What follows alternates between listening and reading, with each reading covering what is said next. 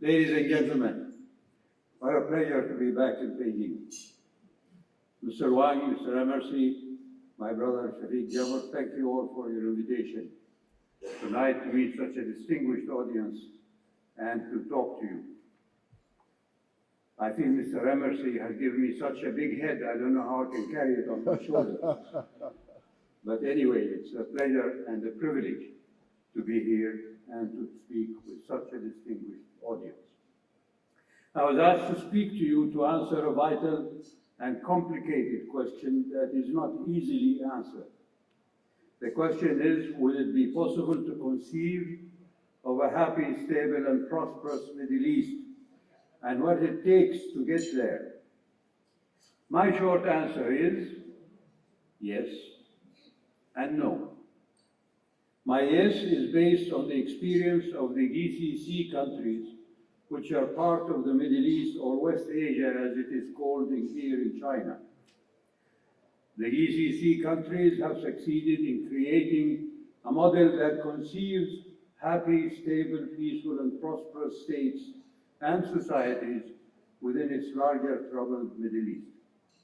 This success came against all regional and international odds that these countries faced. The secret of this success, before everything else, was the stability of their political systems and the stable process of succession in all the countries of the GCC. The continuity of this political stability that was lacking in other countries of the region allowed its leaders and governments to concentrate on the needs of their societies by employing their wealth to raise the standard of living of their citizens and to preserve their domestic peace and security. This could not have happened without the wisdom and moderation that these countries adopted in managing their international relations and in avoiding conflicts when possible. Our leaders, with their new development plans and economic reforms, aim to continue the policies that preserve happy, stable, and prosperous states and societies. The goals set for Vision 2030 in Saudi Arabia, as an example, are about progressing confidently toward the future of sustaining a happy, stable, and prosperous country.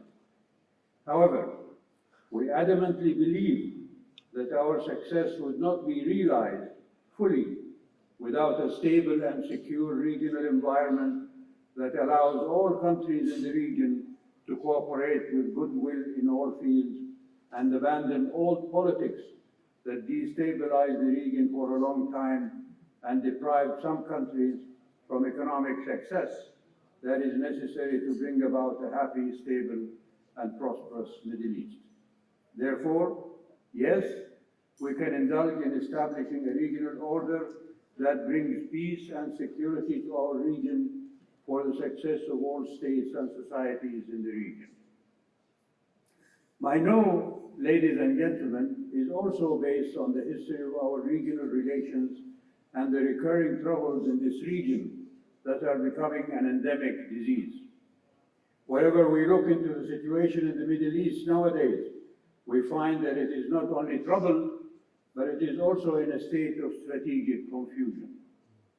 This issue and this state of confusion, not only exclusive to the Middle East due to the crisis in world order, is contributing immensely to the continuation of conflicts and creating new ones that complicate the situation in a region where every crisis begets another crisis and where every issue is linked to another issue. Strategic confusion in the Middle East means the lack of a clear-cut direction or a strategy aiming to bring conflict to peaceful ends and to create the necessary conditions for peace, stability, security, and prosperity. Prevailing conditions and the state of affairs in the Middle East, particularly in the Arab region, do not give us credible signs for any optimism. Strategically, it is vulnerable on all fronts and is widely exposed to all possibilities.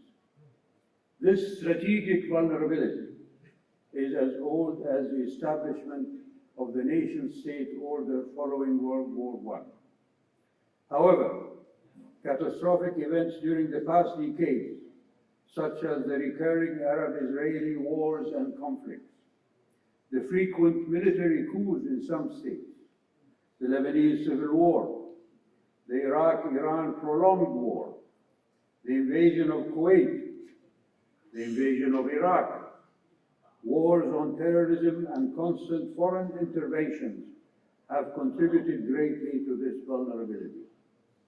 Coupled with this is the failure of many of our states in facing the shared and constantly looming threats to our existence and to our people. Poor social, economic, educational, and cultural policies and selfishness that characterize some Arab leaders' foreign and domestic policies for decades are causes of this mess. All of what we are witnessing unfolding, and that was exposed by what is called the Arab Spring, is but an indictment of these policies and the natural result of it. It is the cause of the spread of the transnational phenomena of terrorism within many of our states, the cause of the spread of armed militias that are not under the control of national states, the spread of appalling sectarianism and other negative phenomena, and the instability in some of our states. All that is condensed representation of our deplorable situation. Ladies and gentlemen, our unenviable present was the future of our recent past. And the way we deal with our present leads to the future awaiting us. It is imperative that we must consciously learn from the pitfalls of the past. We must plan our future wisely and always be alert if we want to avoid a catastrophic future. We must courageously face the challenges that threaten our existence and attain a visionary approach to the future if we wish to attain a decent place on the world stage. We're facing immense challenges. Some of them are in our hands to solve, but others, unfortunately, are in the hands of others. First, the preservation of the nation-state in the Arab world is of vital importance to the security and stability of its social components. Realization of such a goal cannot be achieved without avoiding many of the policies which guided many aspects of development and without creating a normal relationship between the state and its citizens, whereby the state becomes the guardian of all the citizens, with all shades and colors, attending to their ambitions and aspirations, and being the point of reference to their national identity. Moreover, governments must respond energetically to reform needs and constantly strive to lead towards society towards better conditions. We must strive to rescue Arab national states, which are on the brink of collapse and disintegration, and help their societies to overcome this perilous stage by helping them to create a new social contract that will save them from present miseries, restore their hopes, and fulfill their ambitions and expectations. Second, the weakness, fragility, and fragmentation of the Arab regional system affects us all. Its political, economic, social, and cultural institutions must be cured. This system lacks the necessity and the necessary vitality to provide the minimum requirements to defend the Arab countries, let alone qualifying them to attain a respectable place within the framework of international order and the context of their people's aspirations.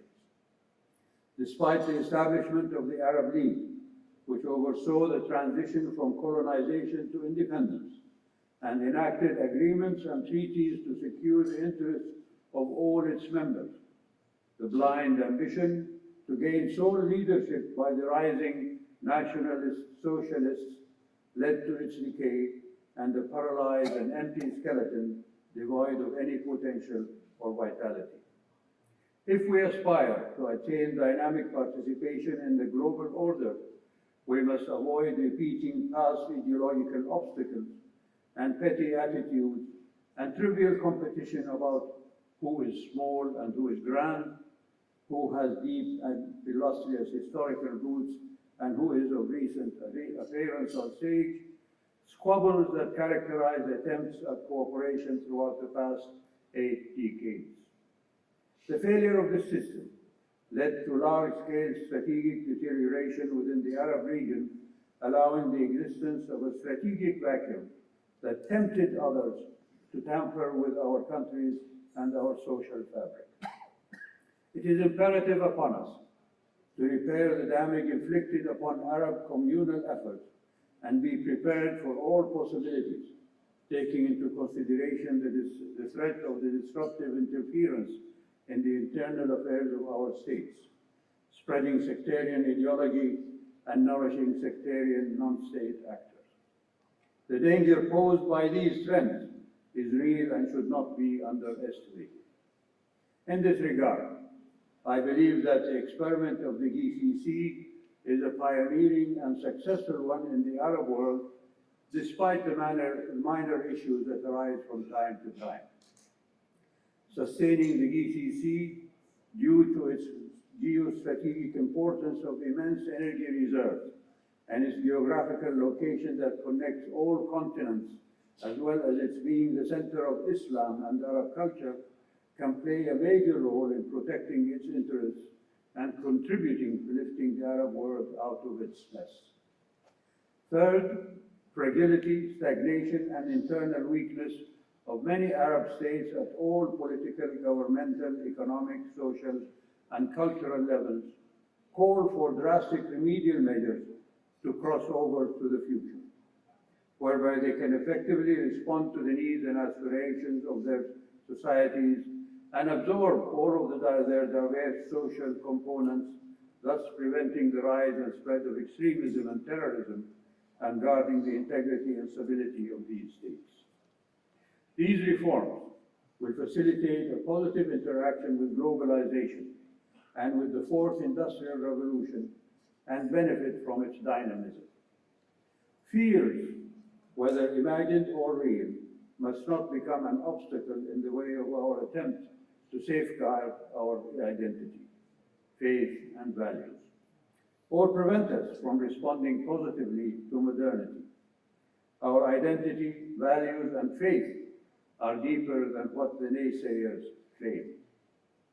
Fourth, terrorism remains a serious threat and a strategic challenge facing the Arab states, especially when it is camouflaged in religious forms that taint the purity of our faith and attempt to hijack it. Without serious confrontation with terrorism at all levels and eradicating its causes, our countries will never enjoy stability. This terrorism is not only the terrorism of Daesh or Al-Qaeda that is waning, but also terrorism perpetrated by all powers and extreme sectarian militias in Iraq, Syria, Yemen, Lebanon, and others. This cross-border terrorism poses an existential threat to the nation state in our region. It requires that all should cooperate to defeat it and create the right climate to treat its root causes. However, obsession with it, though justified, should not blanket our eyes of strategic issues that determine causes and breed terrorism. Fifth, the Arab-Israeli conflict remains a real challenge to our present and our future. It has been and remains the cause of hampering many of the Arab projects during the past 7 decades and other international initiatives about the future of the region. The war in Gaza is a case at hand. Without a just solution that takes into consideration legitimate demands, this area will never experience stability and will remain exposed to all negative possibilities because it involves all parts of the Arab world. The solution to this problem is not in our hands only. but is an international responsibility. Ignoring the solution on the part of the United States and other capable powers will only hamper all their initiatives in the Arab region. Sixth is the relationship of Arab governments with their citizens. If an Arab citizen of any Arab state does not have a proprietary relationship with his or her government, is it a wonder that citizens feel marginalized and attracted to nihilist convictions or sectarian identity? Citizenship of all the people in a just and fair society is the only guarantee against these impulses. Education, rule of law, and owning one's well-being will bring about the stability and harmony of Arab societies. Transparency between our rulers and those who are ruled is essential for maintaining trust between them. Ladies and gentlemen, there is an historic Arab dictum that says, Al-Adlu Asas al-Mulk, which means justice is the basis for rulership. So justice for all in society is essential for stable governance. These challenges are but a few among many other strategic ones that are closely connected to the path of our future. Without treating them, our future will resemble our present, if not worse. Despite all of that, we must cling to optimism.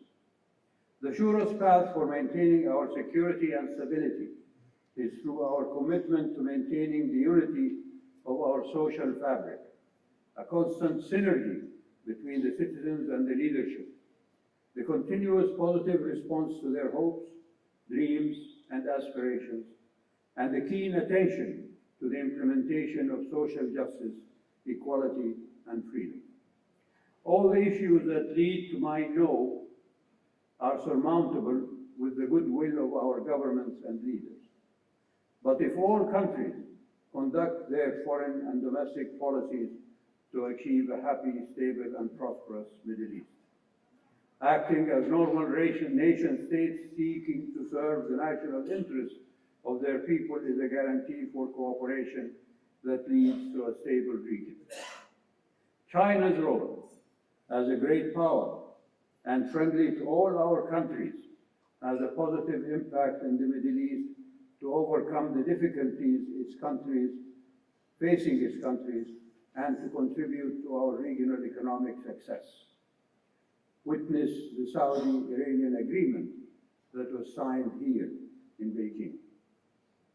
We in the Kingdom of Saudi Arabia are attentive to the sense of responsibility and noble intentions, and as emphasized by the custodian of the two holy mosques, King Salman bin Abdulaziz and his Crown Prince, Prince Mohammed bin Salman, on all occasions, we will cooperate and collaborate with all who mean well in order to deal with all the challenges facing us. The aim is to bring security, stability, and peace to our countries and our people to attend to our future and therefore world peace and security. China is our biggest trading partner with whom we have a comprehensive and strategic relationship. Both of our countries are cooperating to maintain that reality. Thank you, ladies and gentlemen.